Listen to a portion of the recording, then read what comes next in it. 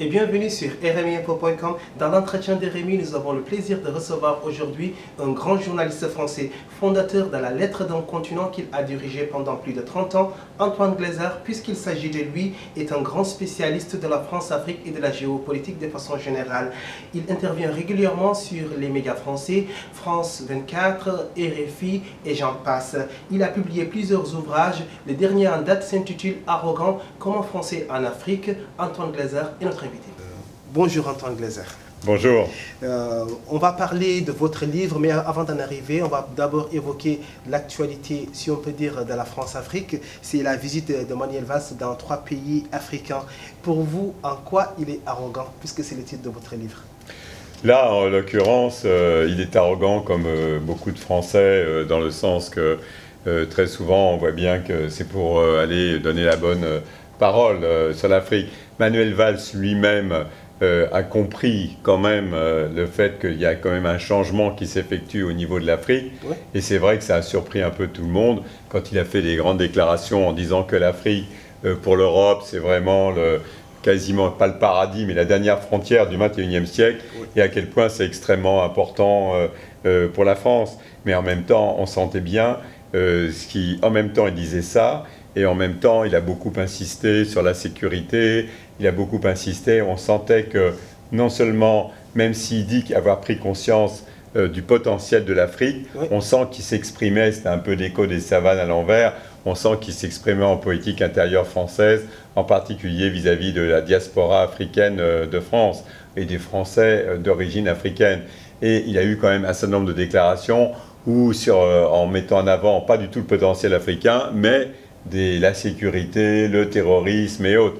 Donc on voit bien que on n'était pas forcément dans du franco-africain, on était beaucoup dans du franco-français, et en ce sens, il était assez arrogant.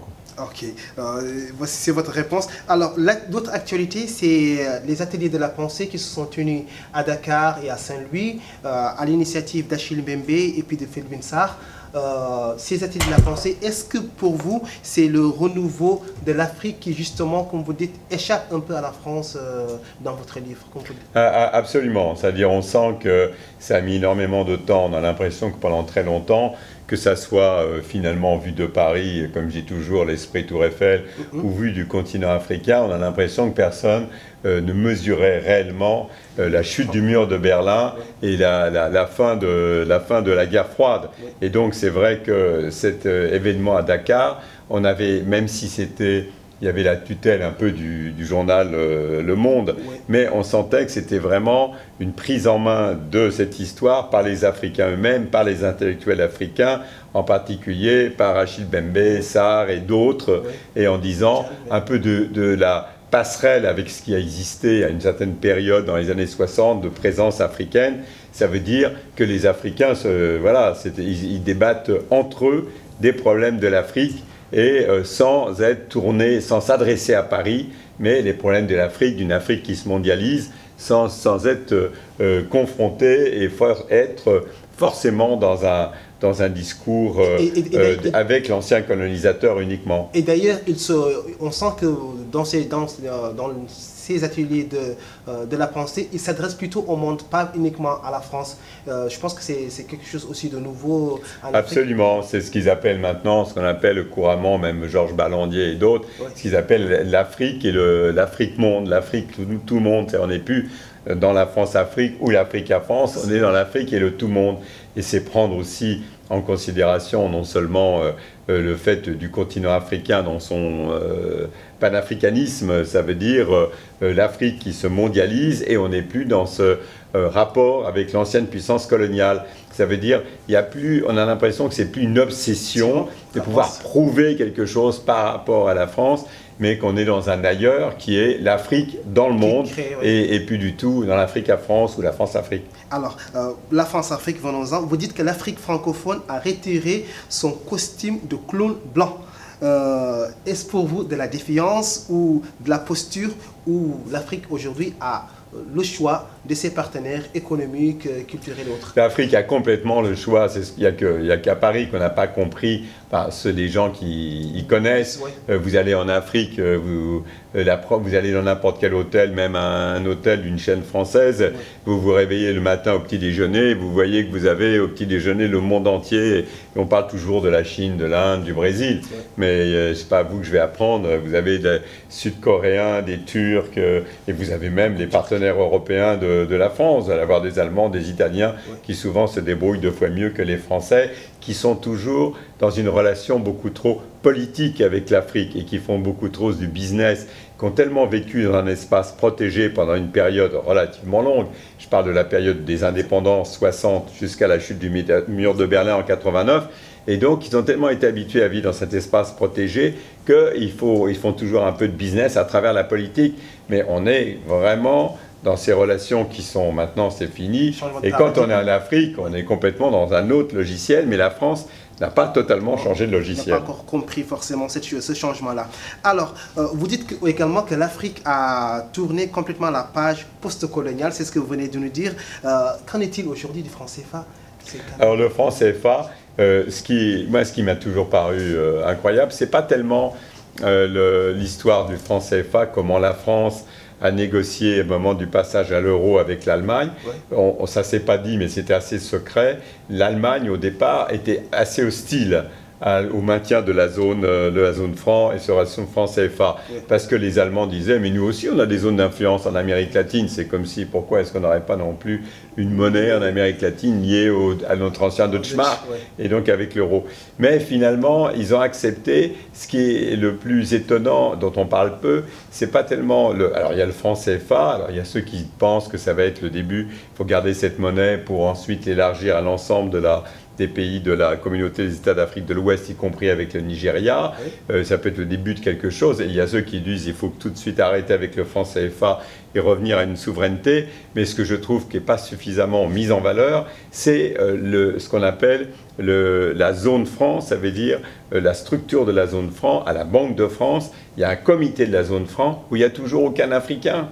Et c'est ça le vrai scandale, finalement. Je trouve, moi, beaucoup... Alors, le franc CFA, c'est aux Africains d'en discuter. Ouais, ouais. Mais qu'on soit comme ça, je veux dire, à fin 2016, avec un groupe de hauts fonctionnaires français liés du Trésor, qui organise toutes les réunions de la zone franc. Il y en a 2 fois, il y a les réunions de printemps, réunions d'automne, dans un pays africain ou à Paris. Et que tout ça soit organisé sans les Africains, sauf les gouverneurs de la Banque centrale, qui ont souvent des conseillers français qui préparent. Mais l'implication des Africains n'a jamais vraiment eu lieu. Il n'y a pas eu du tout de passage de relais, y compris dans l'instruction et les structures. Et ça, je trouve qu'on n'en parle pas suffisamment. On parle comme ça du franc CFA, de la parité et autres. C'est une chose que, je veux dire, c'est surévalué par rapport aux réalités économiques africaines. Moi, je laisse ça aux économistes et aux finances. Mais je parle au niveau simplement qui prépare les réunions de la zone franc, ça reste quand même les gens du Trésor français. Oui. Et ça donne ces ambiguïtés. Par contre, bon, toute l'histoire des comptes d'opération au Trésor avec les États africains qui doivent mettre maintenant, ils ont diminué, c'était 85% de leur devise, maintenant c'est 50%. Ça, c'est des débats de finances et autres. Mais encore une fois, moi, ce que je critique toujours dans l'arrogance française, c'est que c'est en France qui exporte sur l'Afrique par rapport à ses propres intérêts, sans qu'il y ait de réciprocité, de discussion, de débat. C'est ça surtout que je trouve critiquable. Alors, on continue à parler de la France-Afrique. Vous dites que par arrogance, la France dirigeante ne s'est jamais véritablement intéressée du continent ni dans sa complexité. Encore moins dans sa complexité, j'allais dire. Est-ce ce mépris aujourd'hui que vous avez l'impression que la France paye parce qu'elle perd et son influence et des parts de marché sur le plan économique? Absolument, c'est plus qu'une arrogance, c'est presque un aveuglement. Ça veut dire, quand vous avez été habitué à penser que finalement c'est vous qui avez la pensée, les lumières, la pensée universelle, et que vous avez exporté pendant une décennie, un siècle, et après toute une période post-coloniale, un demi-siècle, sur un continent, votre code napoléonien, votre code en droit, votre façon de penser, votre histoire, l'histoire de France, vous avez fait chanter nos ancêtres les Gaulois de jeunes Africains. Ça paraît énorme, mais c'est vrai que ça va très loin. Ça vous donne un aveuglement, c'est-à-dire que vous n'êtes pas capable de voir la réalité de l'Afrique telle qu'elle est, la réalité de l'Afrique des Africains dans sa complexité. Et c'est extrêmement difficile parce que quand on parle de l'Afrique à Paris, les gens voient tout de suite le précaré des 14 anciennes colonies françaises d'Afrique de l'Ouest, d'Afrique centrale, ne voient absolument pas ce continent avec 54 pays, ce kaléidoscope, la différence qu'il y a entre le Gabon avec moins d'1 million d'habitants et puis le Nigeria qui en a 180 millions et qui va en avoir 400 millions en 2050. Il y aura plus de Nigérians sur Terre que d'Américains en 2050. Donc c'est très difficile pour la France, compte tenu de son passé historique, de prendre la mesure de ce continent et la mesure de la diversité, la mesure sur le plan culturel, économique et autres, parce qu'elle est restée avec un logiciel qui était un logiciel, pour faire court, la France vit l'Afrique dans un anachronisme historique. Elle a beaucoup de mal à sortir de cet anachronisme historique. Elle n'est pas en 2016. La France, elle voit l'Afrique avec ses lunettes pas forcément de colonisateurs, mais plutôt de gens qui font du bien en Afrique, de coopérants de 60 à 80. Et pourtant, il y a un bon nombre de rapports, vous le rapportez dans votre livre, je l'appelle Arrogant comme Français en Afrique, où bon nombre de rapports qui tombent, qui pleuvent, c'est-à-dire qui montrent quand même que les choses bougent en Afrique et que les dirigeants français, comme vous le dites, ont pris quand même conscience de ce que vous appelez le suicide français en Afrique. Et aujourd'hui, est-ce que c'est trop tard pour... Non, vous avez raison, ça veut dire... Moi, je suis simple journaliste, je ne suis pas ni diplomate, ni chercheur, ni universitaire. Je ne suis pas là pour dire ce qu'il faut faire. Mais c'est vrai que quand vous êtes journaliste, vous ne pouvez pas raconter des choses sans vous appuyer, bien sûr, sur les enquêtes de terrain. Mais aussi, j'étais très étonné de découvrir le nombre de rapports de députés français entre Jeannie Lorjou, Bockel, qui était un ancien secrétaire d'État à la coopération, qui s'est fait virer par Omar Bongo d'ailleurs. Mais de voir à quel point des gens, ou même le rapport qui a été remis à François Hollande par des gens comme Tidjane Thiam avec Zinsou, Severino et Védrine, le rapport en disant attention, tout ce que moi je retrace dans mon livre, alors évidemment avec le titre arrogant, ça c'est les éditeurs qui aiment bien les titres un peu choc, mais cette idée-là, moi je l'épuise, même ce qui s'est passé en Centrafrique, c'était écrit, j'ai rencontré un député qui m'a dit, mais attendez, les gens s'imaginent que les militaires français à Bangui, ils voient les officiers et sous-officiers, ils pensent que ce sont peut-être des cathos intégristes à un certain niveau, etc. Mais la réalité des jeunes soldats de terrain de base, c'était des musulmans des banlieues qui ont été totalement traumatisés d'avoir été mis dans une guerre civile comme ce qui s'est passé en Centrafrique. Et le député qui a fait une vraie enquête m'a dit qu'il y avait plus eu de problèmes post-traumatiques parmi ces jeunes soldats qu'à Bangui, enfin en Centrafrique, qu'en Afghanistan. Dites-moi, alors là, on va parler de ce qu'on appelle pudiquement la coopération militaire. La France a des milliers de soldats sur le continent africain et les succès relatifs des opérations militaires cachent mal de ce que les échecs qui sont pourtant là. Barkhane, c'est pas forcément du succès. Sangaris, Serval, on passe d'une opération à une autre en criant un début de victoire et pourtant on ne cherche pas forcément à voir derrière ce qui se passe sur le long terme. Bien sûr, c'est-à-dire l'armée française, même quand vous discutez off avec des officiers, et la base pour un militaire, c'est qu'il sait bien qu'une intervention sans stratégie politique derrière, dans des pays, régions qui sont totalement en déshérence, comme le nord du Mali, le nord du Cameroun, le nord de la Centrafrique et autres, c'est la déshérence d'abord, ou le nord du Nigeria avec Boko Haram. C'est le problème de la déshérence, c'est un problème social, économique et autres. Donc il sait très bien que son intervention ne va rien régler. Et c'est vrai que c'est pour ça d'ailleurs que les politiques, ils ont appelé Opération Serval le fait d'avoir empêché les djihadistes de descendre sur Bamako, mais en même temps on est passé à Barkhane, comme ça on sépare les deux opérations, et François Hollande va aller, je peux faire le devin, va aller à Bamako 13-14 janvier, et va vanter comment moi, président Hollande, c'était le plus grand jour, j'ai ramené la paix, j'ai empêché les méchants djihadistes d'intervenir à Bamako, alors que quand vous discutez avec l'armée française, il dit peut-être qu'il aurait suffi des opérations aériennes sur les bandes de djihadistes qui devaient descendre, etc. Mais pour lui, c'était la plus grande opération quand même. Il y avait 5-6 000 hommes, l'opération Serval, plus grande opération depuis Colvézi avec Giscard d'Estaing. Ouais. Et donc, là aussi, on est dans l'écho des savanes à l'envers, c'est du franco-français. Ça veut dire... le discours politique a évolué. Dans un premier temps, c'était la France intervient avec ses soldats parce que la France a une dette de sang vis-à-vis des tirailleurs sénégalais où il y avait des Maliens, etc. C'était le premier discours de Hollande. On va aider l'Afrique, on va aider les Africains parce qu'ils ne sont pas encore... On se demande d'ailleurs 50 ans de coopération militaire française. Personne ne veut faire le bilan. Ce n'est pas le genre de la maison de faire des bilans. Mais en dehors de ça, de se dire, mais après tout ce temps et autres, voilà, où en est-on? Et c'est relatif, donc qu'il faut relativiser ces succès militaires. Ça cache mal, comment dire, l'échec économique ou bien le recul économique sur le continent. C'est-à-dire, je dis toujours, c'est un peu une phrase, c'est un peu rapide, mais de dire que la présence de l'armée française, ça sert de cache-misère à une présence française globalement en déshérence. Ça veut dire, il y a d'un côté l'armée française et les partenaires de la France laissent l'armée française faire la sécurité dans le Sahel, etc. Maintenant, le discours a évolué. Maintenant, c'est plus la dette de sang vis-à-vis de l'Afrique. Maintenant, quand les militaires français sont en train de chasser les djihadistes dans le Sahel, c'est pour sécuriser la France, la lutte. C'est une lutte antiterroriste ici. Et donc, tout ça, c'est du franco-français. Mais la réalité, c'est que quand vous discutez avec des diplomates étrangers, ils disent on est content, les Français, ils font la sécurité, pendant ce temps, nous, on fait le business. Et quand on voit le patron du MEDEF, encore une fois, moi je suis journaliste, qui va à Abidjan, village gaulois, et qui dit mais attendez, on est passé de 20% de part de marché à 11%, il est lui-même étonné, il voit bien, il dit mais...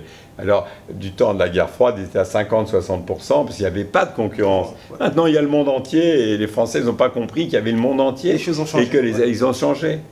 Je ne vais pas le dire, mais j'ai entendu dans un milieu français, du patronat français, j'ai entendu pendant des années, je parle d'un truc il y a 10-15 ans, j'ai entendu dans des cercles restreints, des mecs dire « Mais les Chinois, ils viendront, il n'y a pas de problème, ils auront besoin de nous parce qu'ils sont racistes, et avec les Africains, ça ne marchera jamais, et tout, Chinois, Afrique et tout. » Ils seront obligés de passer par nous. Ils seront obligés de passer par nous. J'ai entendu ça de mes oreilles dans des cercles. Et aujourd'hui, c'est les Africains qui se mettent au mandarin. Et c'est surtout ça. Et puis, comme m'a dit un copain ivoirien quand j'étais à Abidjan, il m'a dit « Attends, les Africains, les Chinois, ils montent dans nos bus. Est-ce que vous montez dans nos bus ?» Oui, c'est-à-dire... Voilà la question. Le truc. On va parler de Kadhafi. Comment dire, vous dites qu'il a appâté Sarkozy pour l'achat d'armement. Il n'a pas finalement tenu sa promesse. Et dans votre livre, vous dites quand même on connaît la suite. C'est quoi la suite? On connaît la suite, c'est-à-dire... On a bien vu comment, moi comme tout le monde, j'ai vu qu'en décembre 2007, il y avait le colonel, le guide suprême de la Jamaïria qui était sur le perron de l'Élysée, point levé, vraiment en vainqueur, et puis qui se faisait après baiser la babouche par tout le 440 français à l'hôtel Marigny sous sa tente. Et puis il avait promis, après il a été faire une balade, jamais personne ne l'avait fait sur la Seine, tout était bloqué, il a été à la chasse, et il avait promis 18 milliards de dollars de contrats, j'avais la shopping list d'armement, tout ça, il y avait même des histoires de centrales nucléaires. Si vous reprenez les journaux officiels de l'époque, vous voyez que la France était même prête à céder à Kadhafi ce qu'on appelle la SANSAD, la communauté des États sahélo-sahariens, en disant c'est normal, on va coopérer avec la Jamaïria, c'est eux qui vont garder la SANSAD et tout. Donc la France était il était prêt à tout donner. Il y avait des contrats exclusifs jusqu'au mois de juillet 2008. Et Kadhafi, non seulement il n'a rien donné, il a donné les Sukhoi, il a négocié les Sukhoi avec les Russes. Il avait été voir son copain Berlusconi avec 4 milliards de dollars, soi-disant de repentance de l'Italie vis-à-vis de la Jamaïria. En fait, c'était uniquement du business pour les Italiens.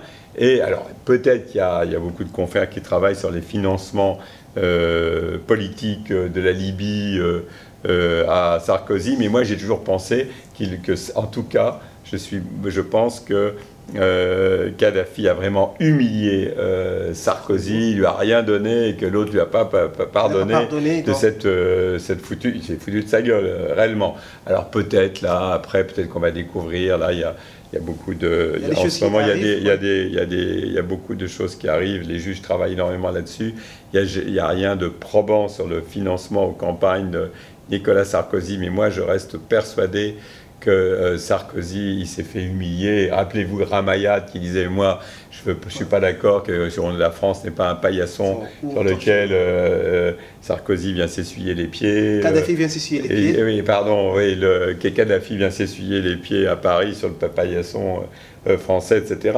Et donc on voit bien qu'il y a une forme d'humiliation et Sarko il n'aime pas ça. Ok, on va marquer une petite pause. Au retour, ce sera Naira Saint-Père qui viendra poser des questions à notre invité du jour, Antoine Glaser. Ok. Alors, ma première question portera sur l'image de la Mauritanie et son évolution dans les médias français. Alors, Monsieur Glaser, en tant que fin connaisseur de l'Afrique et des médias, vous savez, j'en suis sûre, que la Mauritanie a été longtemps ignorée médiatiquement sur les plans politiques et sociaux, et que l'on se bornait à la présenter sous un jour exotique, romantique, voire archaïque. Le grand désert, les nomades et autres hommes bleus. La pêche. Voilà, le gavage des filles, ou encore, grâce à des émissions comme Thalassa, justement, on pouvait la découvrir à travers ses richesses maritimes, écologiques et humaines, avec les côtes les plus poissonneuses du monde, la réserve nationale du banc d'Arguin, les Imraguènes, etc. Comment expliqueriez-vous aux Mauritaniens le changement radical d'image de leur pays dans les médias internationaux et notamment français, avec justement la zone rouge, le terrorisme, la plaque tournante de drogue et l'esclavage finalement. Je pense que ce qui a été un tournant, je ne sais pas si vous vous rappelez, ce mois, je ne trouve pas la date, mais c'était un 14 juillet, quand le président Abdelaziz, tout le monde a remarqué, les caméras étaient en train de tourner et on l'a vu en grande conversation avec Nicolas Sarkozy. Il y a eu une tentative d'alliance, coopération militaire franco-mauritanienne contre les djihadistes. Et donc ça a été aussi un tournant. Il y avait tout à fait une nouvelle attitude vis-à-vis de la Mauritanie. Et donc tout le monde ici vantait la Mauritanie, peut-être pas au Quai d'Orsay, mais à mon avis ça a été un tournant. Finalement ça a été l'échec pour faire libérer Michel Germano. Oui. Et c'est vrai que il y a eu toute une période où il y avait vraiment une tendance avec à l'époque quand le président Abdelaziz était très ami avec M. Bouamatou. Oui. Et c'est vrai que M. Bouamatou avait été faire la promo de M. Abdelaziz. Il a été, on m'a raconté comme ça une scène assez étonnante où M. Bouamatou était au Bristol avec un intermédiaire, et cet intermédiaire qui était en relation avec Claude Guéant, et Claude Guéant leur a dit venez vite à l'Élysée, là j'ai un quart d'heure, il est allé à l'Élysée. Mais à l'Élysée il y avait il y avait des oppositions. Il y avait en particulier Bruno Joubert, qui est le conseiller Afrique de Nicolas Sarkozy. Il disait mais la France n'a pas à choisir le président Abdelaziz, et lui était plus sensible à M. Val.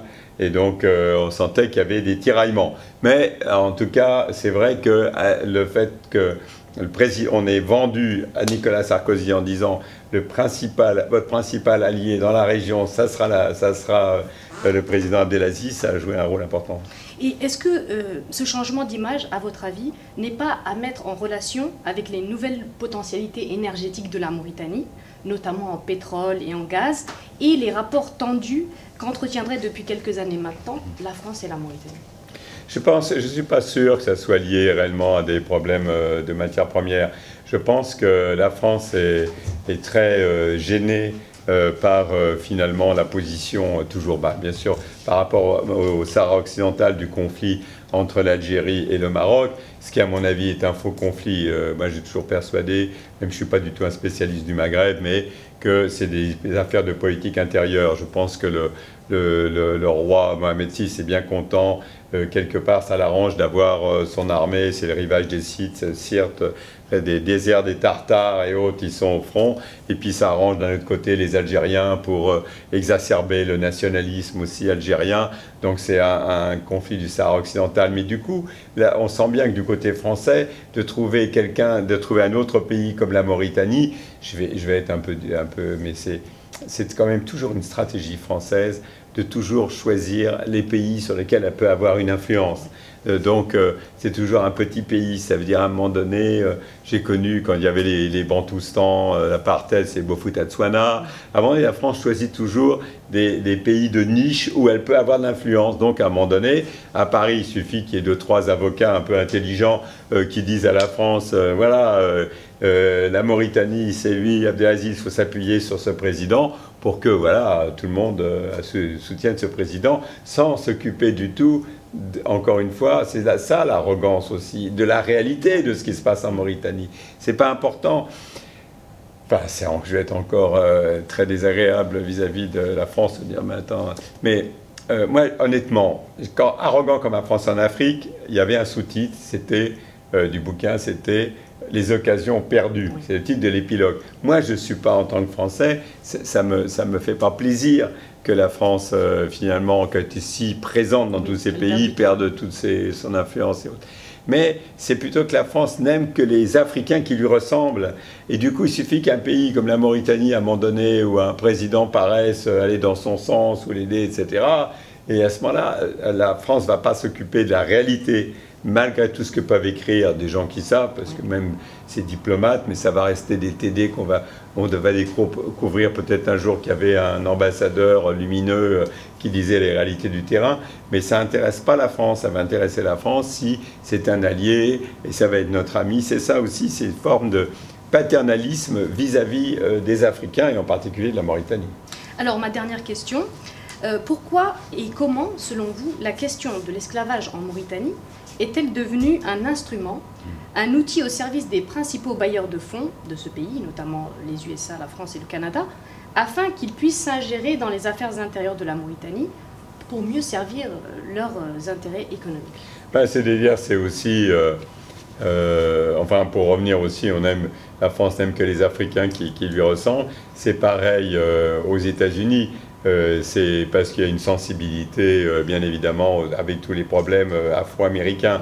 Donc il faut toujours voir ça comme des questions de politique intérieure. Quand vous êtes Mauritanien, Mauritanienne, vous dites mais pourquoi ils s'intéressent particulièrement à ça? Et pas, mais c'est parce que c'est par rapport, encore une fois, c'est l'écho des savanes, c'est le truc à l'envers par rapport aux Afro-Américains, et c'est pareil, c'est une façon aussi de parler en disant ah ben ça va intéresser. Pourquoi par exemple les Américains ont créé le Sud-Soudan? Parce qu'à cause des chrétiens du Sud-Soudan, des évangélistes, par rapport aux musulmans du Nord, Omar el-Béchir. Donc c'est encore une fois, enfin c'est pas vous, je vais apprendre ça, les États n'ont que des intérêts, et c'est des intérêts stratégiques.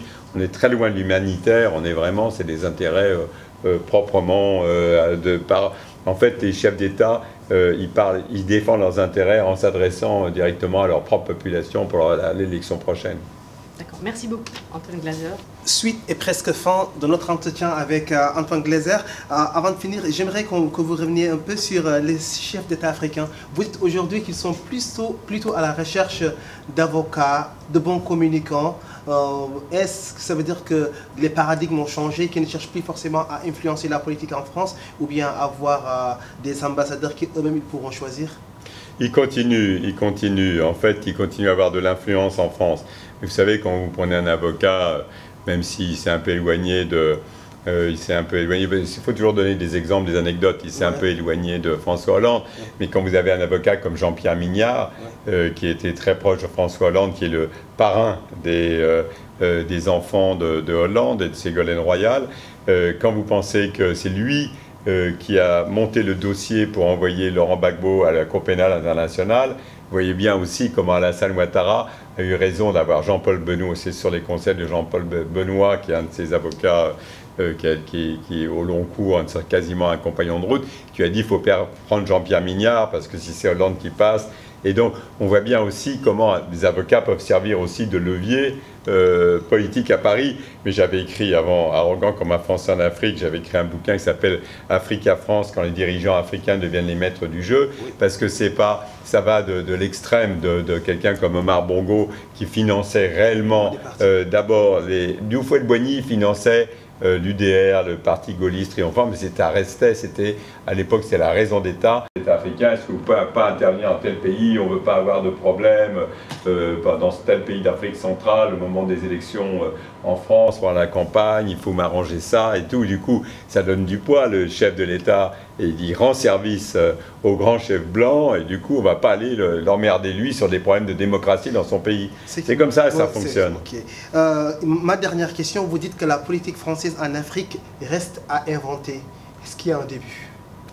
Ça reste à inventer. Je pense que ceux qui font la politique africaine de la France, c'est déjà demander aux Français d'origine africaine. Ça veut dire c'est un problème de vision. Honnêtement, j'ai pas vu que ce soit dans les primaires à droite ou ceux qui à gauche, j'ai pas vu quelqu'un qui a une vraie vision de la France-Afrique. Il y a une parole, Valls, il va en Afrique, il dit ah l'Afrique pour la France et l'Europe, c'est le 21e siècle, c'est très important. Mais derrière, on sent pas une vision réelle sur qu'est-ce que c'est que ce continent. Il n'arrive pas à séparer les problèmes de l'immigration aux problèmes de ce continent où un homme sur Terre en 2050, un habitant sur Terre, sur cette Terre sera africain.